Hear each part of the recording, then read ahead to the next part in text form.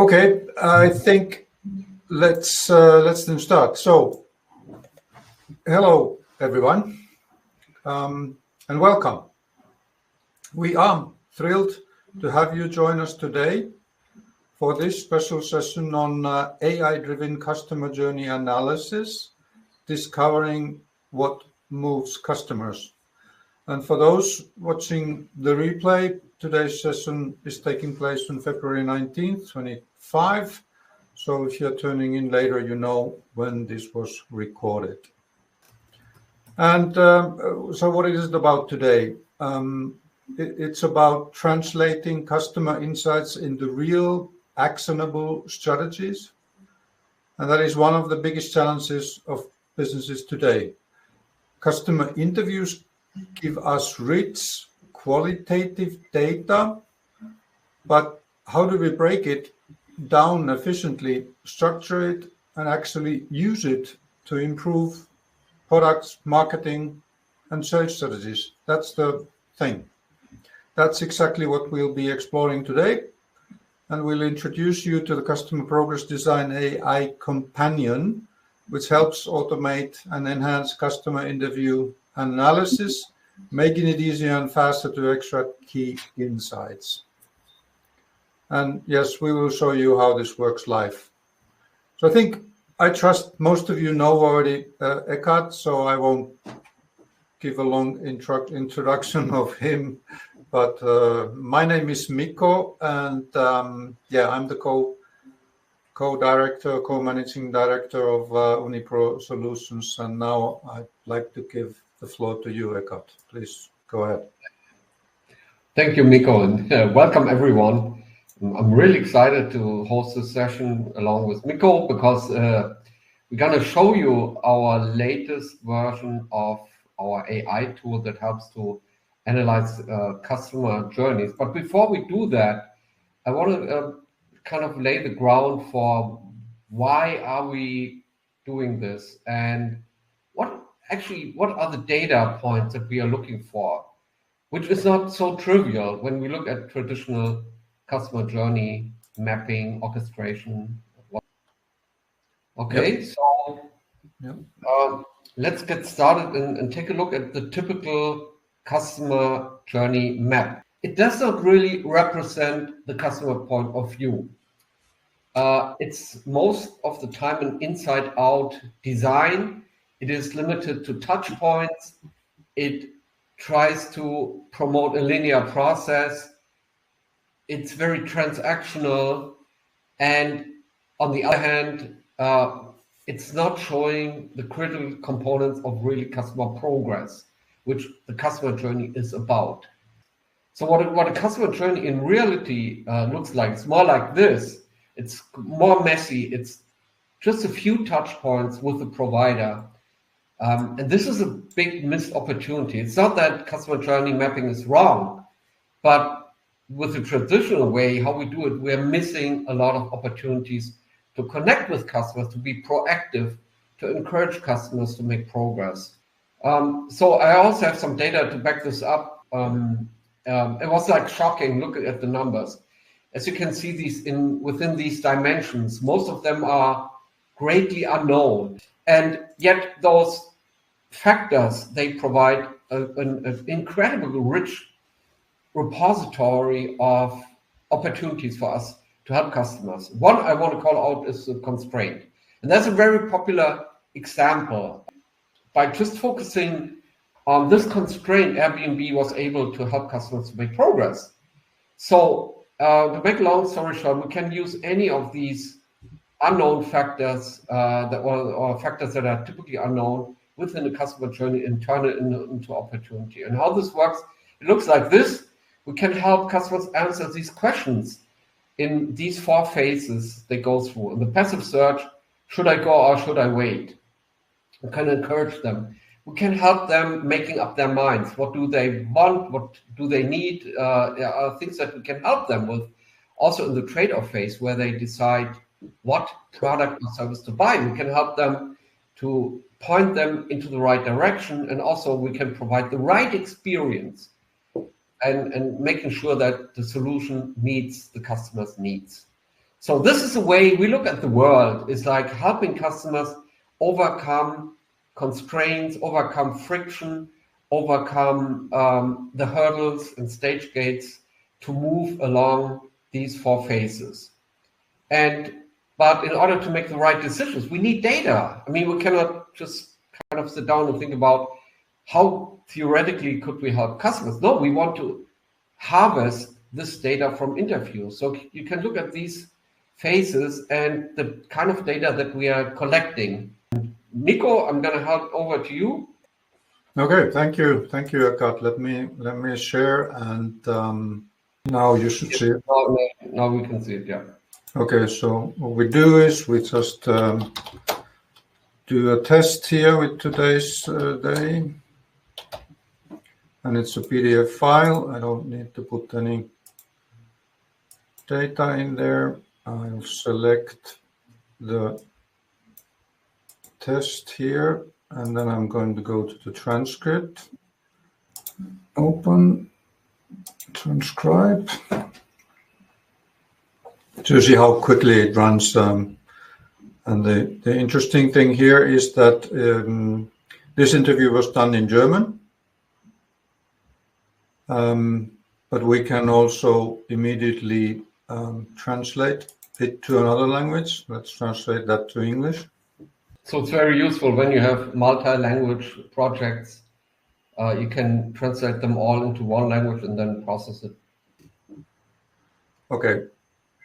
So now we can see that the English version is there. What we would traditionally do, because these transcripts are not saved anywhere, they are only to be seen on my or the user's PC. So what you would then do is you would mark it and you would copy it and paste it to a Word document or something like that, so that you can save it for the future. Yeah. Because we have decided to take the absolute secure way, that there's a minimum amount of saved data anywhere, only the ones that is necessary. And let's try to run now try to find the 12 elements from this interview. You can find more information to the elements on our website. Now we came to the Wheel of Progress area where you see the 12 elements, which it then analyzes and gets them from the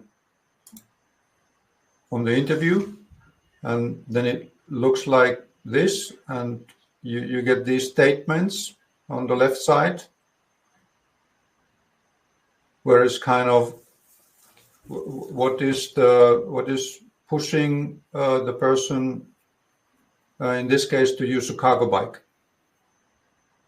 And there's quite a lot of coming out of there, and it's only coming from this one interview. And if we want to, we can run an analysis where it gives us a little bit more context to these elements. Go back again. Go to the avoidances. So here it's the same thing. You can see what are in the phase, in the second phase, where they are kind of actively trying to look for solutions, and then you kind of think of what am I trying to avoid, and these are things that are coming out of this interview. Let's see. So basically, all the elements that Nico is showing here, they are related to any of these 4 phases, or we can use them for any of these phases to create ideas, to create strategies around those to help the customer move to the next one. Yeah. So now you can see that this one works fine, so that it gives you a little bit more context. What are the key issues here? So again, yeah. So it's like traffic, it's parking challenges. Okay, you have less or some concerns they do have in high-end cargo bikes. What about the maintenance? So you see what there is, and so it suggests you already quite a lot of things. And again, you can copy this, save it for the future. So this gives you really a lot of things. And one of the things that, like Eckhart mentioned in his starting was the constraints, which was kind of the biggest issue of the hidden things that providers, companies normally don't know. So these are the things that you find out. What are the limiting factors of them not moving forwards? And that's quite powerful to get these insights, which you can then use. Okay, so there's a lot of other things here that we can use. We could also, from this interview, get an analysis. What kind of jobs are they trying to complete with a cargo bike? And then it comes with the traditional in jobs to be done language. There are mostly three types of jobs, which are functional jobs, emotional jobs, and social jobs. And then you get a kind of a pretty good insight. What is it that they really want to get done? Why do they want to have a cargo bike? So these are great insights. We can also run any prompt that we want against this interview. We have some that are ready-made, like let's say, let's try to create a Facebook campaign, just as a sample. And this is now only from this one interview.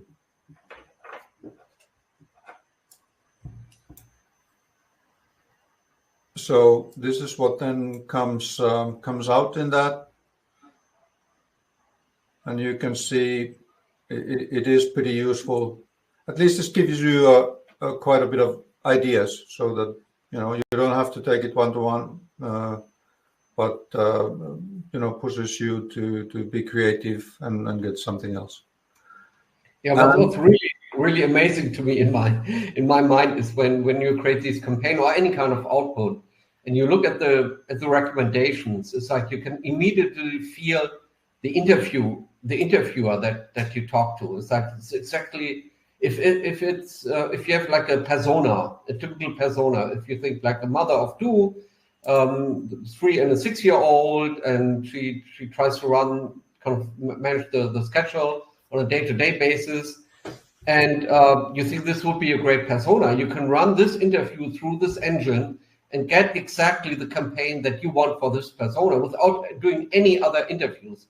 So you could do maybe select like 5 different personas, and just on that one persona's interview, you can create these customized campaigns, or you can also consolidate and the different interviews and data points and get a kind of broader application of your output. Nice. So here's another example in the second phase where you are, if you're looking for a cargo bike, then kind of a summary, what are the desired outcomes and what they want to avoid. And what's now important also to know that we recommend in most cases that you should do about 10 interviews, and then you get a really representative, good results. And obviously, if you're doing, and you see now how it goes to analyze one interview, it takes you a few clicks, and you get really good insights. But what about if you have 10 interviews? Then we are building that, and they already have a version that does quite good job. So I tried this morning, and I put there like 4 interviews already, consolidated them. So this means that it now analyzes 4 interviews. So let's see if something else comes out now.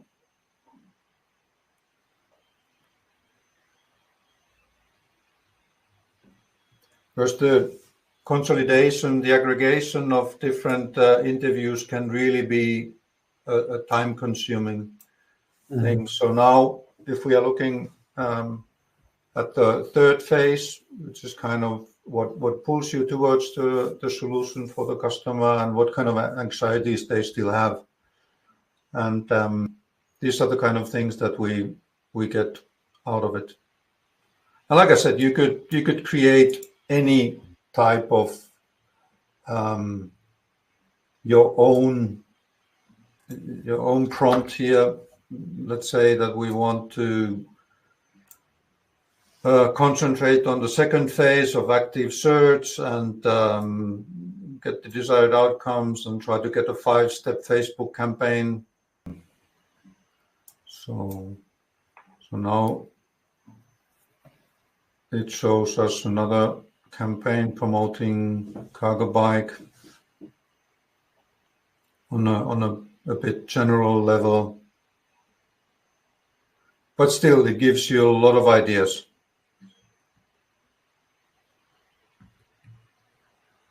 Okay. Thank you, Miko. If you want to upgrade your customer journey, activity, mapping, orchestration, whatsoever, our recommendation is start with customers. Start with real customer journeys and don't start with kind of the inside out. You can do this later on, and this is really the key. And that will help you to make a big difference. So I just have one more slide to show, which is our closing slide.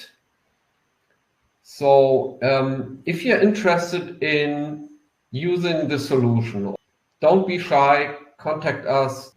Well, one more comment I'd like to add, because if someone says, okay, this looks promising and really something that I'm interested about using, like we said, it's still in beta, but we are willing to take some users to it to test it together with us, and we would help them to get the best results and guide them. And so you kind of give us a bit of feedback, what works well, what could still be improved. And at the moment, the only way to join us is we have a 12-week coaching course coming. So we want to give that to everybody who will join us. And then we gain more insights and can improve it further. Okay. All right. Then thanks very much for joining. And as I said, get in touch with us if you have any questions or if you want to learn more about our model, and hope to see you at one of our next webinars as well. Thank you. Thank you. Bye-bye. Bye-bye.